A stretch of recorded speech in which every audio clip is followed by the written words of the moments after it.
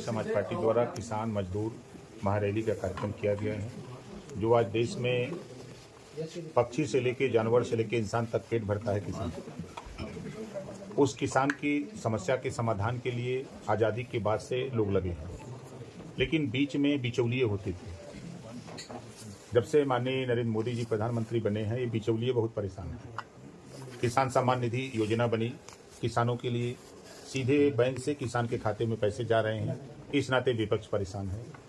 इलाज के लिए आयुष्मान कार्ड बना 5 लाख रुपए का कि गरीब अपना इलाज करा लेगा, किसान इलाज करा लेगा, नौजवान इलाज करा लेगा।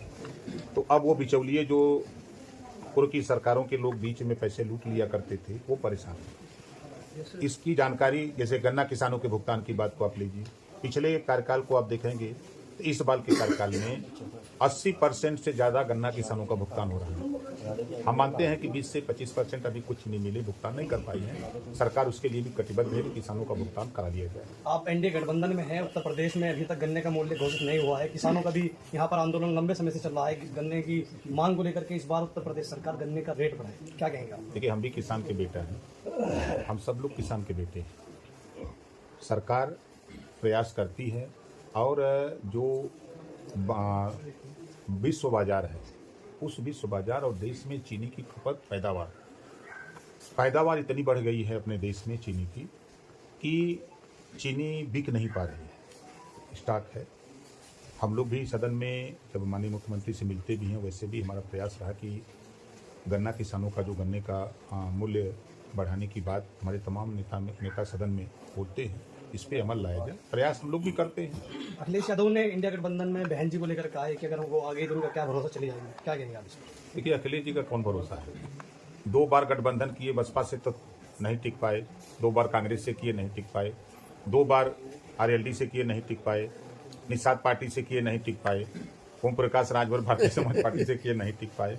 तो जब उनका खुद नहीं भरोसा है तो मायावती जी की क्या बात कर रहे हैं? राजभर जी, आपको अयोध्या राम मंदिर का निमंत्रण मिला है? बिल्कुल मिला है।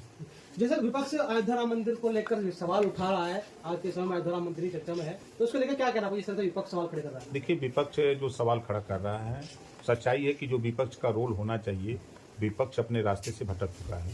सरकार कोई अच्छा काम कर रही हो, अगर उसमें कोई कमी हो तो विपक्ष उसको सलाह दे कि इसको ये कमी, इसको ठीक करो। लेकिन अब विपक्ष ये मान लिया है कि हम विरोध करेंगे, आप कितना ही बढ़िया काम करिए। आप बताइए, जो भगवान राम को मानने वाले लोग हैं, लंबे समय से वो लोग आस लगाए बैठे थे कि मंदिर बने। आप बन रहा है तो फिर दिक्कत क्यों है? यही कांग्रेस पार्टी के लोग ने ताला खुलवाए थे, दूसरा कोई खुलवाया था? किस लिए खुलवाया था? मंदिर बनवाने के लिए ना। आज विरोध किस बात का? यही समाजवादी पार्टी के लोग सुरक्षा की बात करते हैं, आज कह रहे हैं हम नहीं जाएंगे या हमको निमंत्रण नहीं है। लेकिन आप उनके घर में चलिए, मेरे साथ मैं दिखाऊं, उनकी पत्नी डिम्पल जी हो, चाहे अखिलेश जी हो, चाहे कोई भी हो, राम राम राम राम सुबह उठ के करने लगते हैं, शाम को करते हैं, दिन भर करते हैं। तो दिल में तो सबके है, ये ऐसा नहीं है। सोनिया गांधी ने भी अयोध्या राम मंदिर का निमंत्रण मिलने के बाद भी उन्होंने मना कर दिया कि हम नहीं जाएंगे। वो हो सकता है उनको लगा हो कि भाई हम उस दिन नहीं दूसरे दिन जाएं। जाति जनगणना की मांग लगातार प्रदेश में हो रही है, अखिलेश यादव भी कह रहे हैं, आपका भी मुद्दा रहा है, क्या आप भी चाहते हैं कि जाति जनगणना हो? बिल्कुल, हम जातिवाद जनगणना के पक्षधर है और ये भी कह रहा हूँ, जिस तरह महिला आरक्षण मोदी जी ने पास किया, उसी तरह जातिवाद जनगणना भी मोदी जी ही कराएंगे। पिछड़ों के आरक्षण की बात हो रही है, आपने उसको लेकर पिछली बार अपने जो मंत्रालय नेताओं भी छोड़ा था कि नहीं मिल रहा है, इस बार भी कुछ लोग यहाँ पर भी धरना चल रहा है कि पिछड़ों को सम्मान नहीं मिल रहा, उन्हें अलग आरक्षण नहीं मिल रहा, इस पर आप क्या कहेंगे? देखिए, रोहिणी आयोग का गठन हुआ है 27% आरक्षण को पूरे देश में बांट करके देने के लिए। इस लड़ाई को ना सपा लड़ती है, ना बसपा लड़ती है, ना कांग्रेस लड़ती है। इस लड़ाई को अगर मजबूती से कोई लड़ता है तो ओम प्रकाश राजभर लड़ते हैं। राजभर जी, मायावती सपा से अपने आप को असुरक्षित महसूस करी, यूपी सरकार से सुरक्षा मांग रही है, उसको लेकर क्या कहना है? 2 जून की गेस्ट हाउस घटना तो आप जान ही रहे हैं, किसने किया था? समाजवादियों ने किया था, जग जाहिर है। तो ये तय है कि आज के जो वर्तमान सरकार है, एक कानून के राज है, और सपा की सरकार थी तो उसको लोग गुंडा राज कहते थे।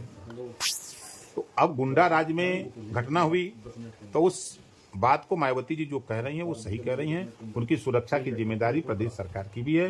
उन्होंने आवास की डिमांड की है, सरकार उनको आवास भी देगी। कितनी सीटों पर आपकी पार्टी इस बार लोकसभा चुनाव लड़ने की? 3% तो मांगेंगे। ठीक है।